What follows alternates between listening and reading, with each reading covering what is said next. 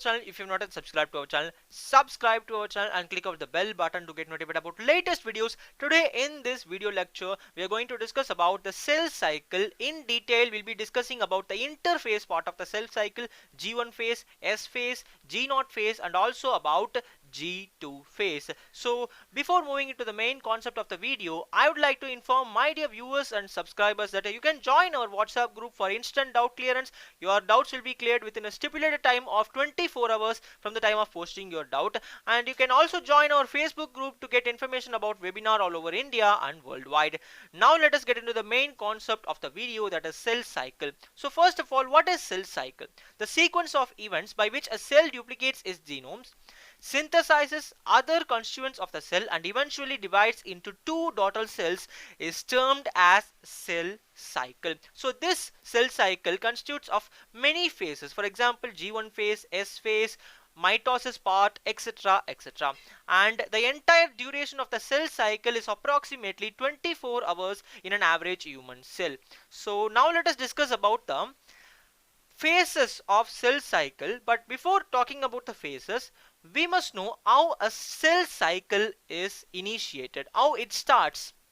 So if you see, the cells of multicellular organisms do not divide unless they are stimulated to do so by an appropriate signaling protein known as growth factors. Organisms produce a series of growth factors, each stimulating the proliferation of target cells that contain a receptor to which growth factor can bind. So whenever a growth factor binds to a receptor present on the target cell, some chemical changes will be happening inside the cell cytoplasm, and the cell will be entering the cell cycle. So without the interaction between growth factor and the receptor, it is not possible. So growth factors are very important for the initiation of the cell cycle. So let me give you an example.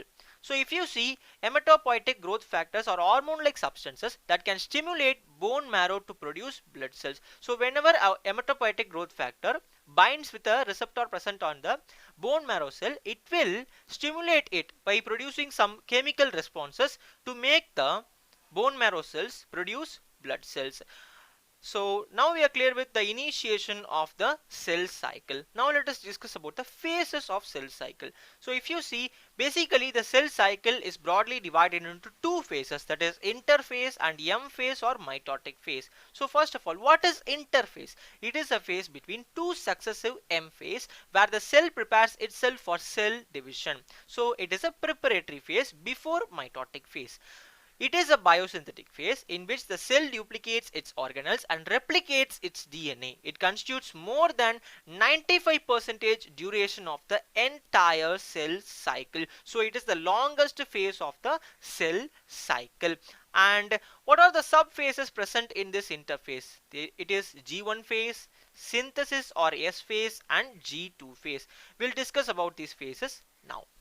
So the first phase we are going to discuss about is the G1 phase. It is the interval present between mitosis and initiation of DNA replication. In this phase, cell does not synthesize or replicate DNA but remains metabolically active.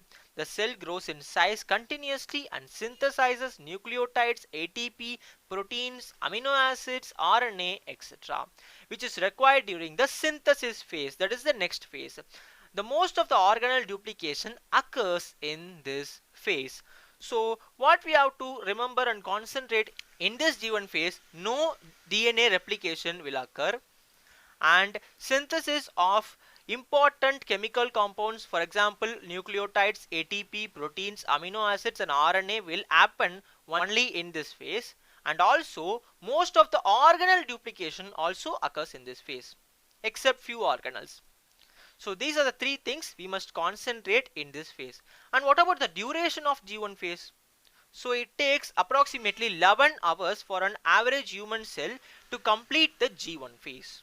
And the length or the duration of the G1 phase varies according to the cell. If the cell divides frequently, then it has a shorter G1 phase, and if the cell does not divide frequently, then it has a comparatively longer G1 phase. So that's all about the G1 phase of interphase. Now let us discuss about the G0 phase. So what is G0 phase? If you see, some cells present in organisms will not divide throughout the lifetime. For example, nerve cells. And some cells only divide occasionally just to replace the cells lost due to injury or cell death. So what will happen when a growth factor comes and binds to the receptor present on these cells? Because receptor is present in all cells, so that interaction can happen. But what will be the response of these cells? The cells will not enter the G1 phase of the cell cycle. Instead, these cells, the above mentioned cells, will enter a quiescent stage, that is a temporarily inactive stage called as G0 phase. So in this phase, the cell will be metabolically active and will not enter the cell cycle unless called to do so by some chemical response. So that's all about G1 phase. Next, let us discuss about the S or synthesis phase.